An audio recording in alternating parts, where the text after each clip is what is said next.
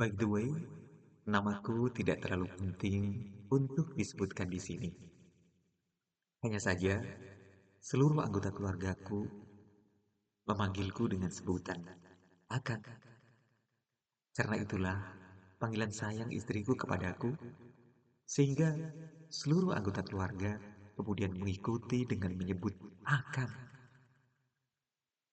Usiaku saat ini sudah 28 tahun dan istriku 24 tahun. Pernikahan kami sudah memasuki tahun ketiga dan telah memiliki seorang putri 2 tahun yang lucu sekali. Istriku adalah anak ketiga dari 4 bersaudara dan semuanya adalah perempuan. Kakak ipar tertuaku bernama Umi. Umurnya 31 tahun. Dan yang kedua bernama Ani. Setahun lebih muda dariku. Sedangkan Ima, adik istriku, yang bungsu berusia 20 tahun.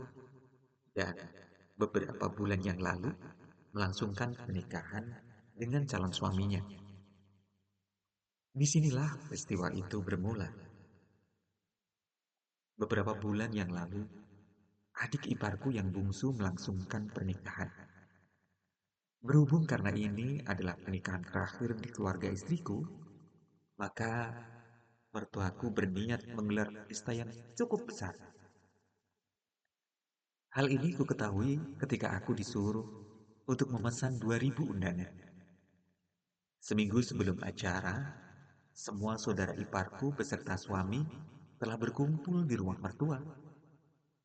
Mereka mengambil cuti dari pekerjaan masing-masing hanya untuk mempersiapkan pesta perkawinan di Ilma. 3 malam menjelang pesta pernikahan, kami sekeluarga berkumpul di ruang tengah untuk membahas persiapan esok hari dan mengevaluasi kerjaan hari ini. Dan setelah beberapa lama berdiskusi, akhirnya Ani meminta tolong kepadaku untuk membantunya mengerjakan tugas kuliahnya di pasca sarjana. Akang, bisa minta tolong? Begitu Ani bertanya sambil menyerahkan anaknya yang sudah tidur kepada suaminya. Boleh, apa yang bisa dibantu? Aku punya data mentah untuk mencari standar deviasi hasil ujian siswaku, Akang. Tapi aku belum bisa ngerjain di Excel. Coba sini tugasnya, aku lihat. Ani kemudian mengambil laptopnya, sambil sesekali menggerutu tentang dosennya yang killer katanya. Setelah melihat data di dalam laptopnya, aku juga bingung, karena aku tidak memiliki kemampuan di bidang statistik. Aku lalu mengambil posisi duduk di lantai dan meletakkan laptopnya di pahaku. Sedangkan Ani duduk selonjor di sampingku. Piyamanya yang tipis dari sutra membalut kulitnya yang mulus. Pada awalnya tidak terlalu menarik perhatianku. Hingga tanpa sengaja, aku, aku melihat kancing piyamanya yang paling atas terbuka. Dan, wah, menampakkan dada indahnya yang tersembunyi di balik kain itu. Oh, betapa putih dan mulus. Maklumlah, iparku yang bernama Ani ini adalah ipar yang paling ribet kalau masalah perawatan kulit.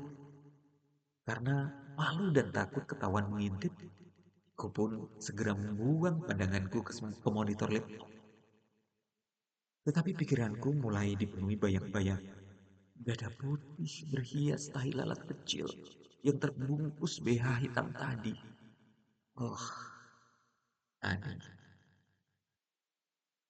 Sementara aku sedang sibuk berkutat dengan laptopnya, Ani terlihat agak meringis, sehingga menarik perhatian istriku yang sedang duduk di sofa, jauh dari tempat kami. Kakak kenapa? Demikian tanya istriku. Migrainku kambuh lagi ini. Si Akang itu pintar pijat refleksi kok. Demikian kata istriku. Si Ani kemudian menoleh kepadaku, seolah mengkonfirmasi kebenaran info dari adiknya tadi. Beneran itu Akang? Demikian tanya Ani. Adalah dikit, tapi sakit loh. Namanya pijat refleksi. Itu kalau memang ada kelainan, pasti akan sangat sakit di titik tertentu yang dipijat. Demikian terangku. Seperti menimbang sesuatu, akhirnya Ani minta dipijat refleksi olehku. Ya, sebenarnya aku tidak terlalu paham sih dengan dunia refleksi. Hanya saja, aku pernah googling beberapa waktu lalu ketika sakit gigiku kumat, lalu mencari info tentang refleksi pada saat sakit gigi itu. Nah, disitulah aku banyak menghafal titik-titik pijatan untuk beberapa penyakit. Au, Ani agak berteriak ketika ujung jempol kirinya kutekan. Sebab sejauh pengetahuanku, titik untuk migrain adalah dengan menekan ujung jari tangan kiri. Tentan saja hampir seisi rumah menoleh ke arah kami. Yang pelan dong akan. Ani pun merengut. Lah ini udah pelan banget loh Ani, ujarku. Iya tapi sakit, ujarnya ketus. Tapi wajah sewot yang dia pasang justru memberikan kesan yang cantik. Ya iya dong, sakit. Namanya juga pijat refleksi. Demikian kataku, tidak kalah sengitnya. Suaminya pun menimpali dari balik pintu kamar. Makanya, kalau mau sembuh, jangan manja. Demikian ujar suaminya. Papa, bukannya dibelain. Ani pun semakin sewot. Tapi di mataku, kok makin cantik ya?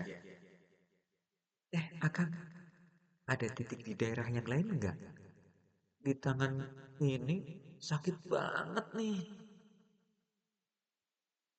Ada Ani, di telapak kaki sama di jempol kiri. Kamu mau, An? Demikian tawarku. Ani lalu membetulkan duduknya, lalu menyelonjorkan kakinya menghadapku. Gila, mulus, mulus dan halus sekali. Akang, kok bengong? Ayo dong. Demikian ujar Ani, menyadarkan rangsangan syahwat yang mulai meracuni otakku. Oh, oke. Aku pun gelagapan. Takut ketahuan sedang mengagumi kimulusnya yang mungil. Segera kuletakkan tanganku di betis kirinya. Maksudku, untuk membetulkan posisi kakinya agar titik refleksi di jempolnya mudah pijat. Tetapi, waduh, tetapi justru aku tidak percaya apa yang kulihat dan kudengar. Ah, ini mendesak, sangat pelan, seolah takut terdengar. Aku tahu persis itu, bukan reaksi refleksiku karena aku belum memulainya. Tatapannya menatapku tajam, tapi nanar, sehingga membuat aku jadi salah tingkah juga. Tiba-tiba dia berdiri tanpa bicara apapun dan masuk ke kamar tempat suaminya meninggalkanku yang tanda tanya. Tung, tung, tung. Pukul 21 malam lewat beberapa menit. BBM di HP-ku bergetar. Anda ada notifikasi baru. Aku memang lebih suka menyetel HP-ku dengan getar saja. Nada dering termasuk hal yang norak menurut persepsiku. Kamu jahat akan begitu tulisan yang muncul di BBM-ku. Kuperhatikan pengirimnya. Hah? Ternyata Ani. What? Hello? Ada apa, Bu? Segera aku balas chat itu dengan nada sedikit bercanda. Ku agak lama menunggu sampai HP-ku bergetar kembali.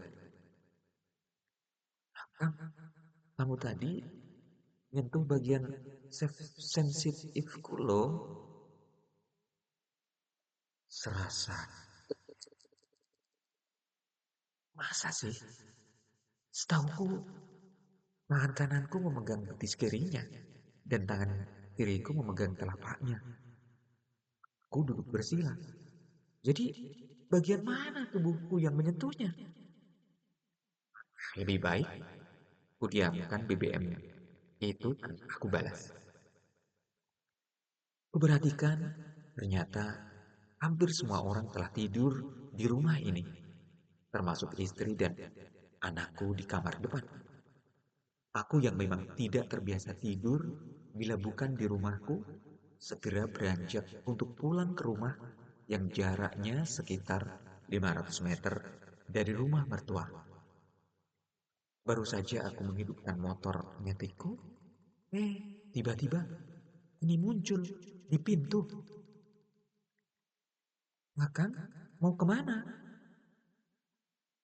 Kemudian aku menjawab, mau pulang, An. Ngantuk nih. Aku ikut. Apakah bisa, Akang? Demikian tanya Ani. Wow, aku langsung serasa terbang. GR. Mau BAB itu toiletnya di belakang mampet. Yang di samping nggak ada pintunya. Oh, ternyata Ani mau BAB toh. Kukira ada apa. Ya udah, ayo An, tungguin ya Akang. Aku pakai jilbab dulu ya. Kemudian, tidak beberapa lama, dia muncul dengan mengenakan jaket casual dan jilbab kecil untuk menutupi rambutnya yang panjang sebahu. Iparku ini bukan orang yang terlalu menerapkan aturan keyakinannya, sehingga dia mengenakan jilbab hanya untuk bepergian saja. Kami tiba di rumah mungilku. Baru saja membuka kunci rumah, Ani langsung nyelonong ke toilet. Mungkin sudah sangat kebel kali. Sekitar 5 menit kemudian, dia sudah selesai menunaikan hajatnya. Aku sudah menyiapkan teh hangat di meja. Kami pun duduk terdiam dalam lamunan masing-masing. Hingga akhirnya Ani mulai bersuara. Akang, tadi kamu, kamu tuh pegang betisku loh. Itu sensitif banget, Akang. Demikian kata Ani manja. Aku jadi enggak kalau betis termasuk titik rangsangnya. Ya, maaf toh Ani. Aku kan nggak tahu, An. Demikian ucapku membela diri. Tapi, Akang, kalau udah begini kan repot. Mana papanya Fakih udah tidur lagi. Ani terlihat sewa. Ini kembali terdiam. Dalam diam, kami yang entah beberapa lama itu, aku serasa mendengar dengusan nafas Ani yang berat. Hmm, entah iblis dari mana yang merasukiku. Hingga aku kemudian mengajaknya berbincang. Yang justru semakin membakar syahwat. Apa yang akan kemudian terjadi? Tunggu kisah berikutnya ya. Simak terus di channel YouTube ini.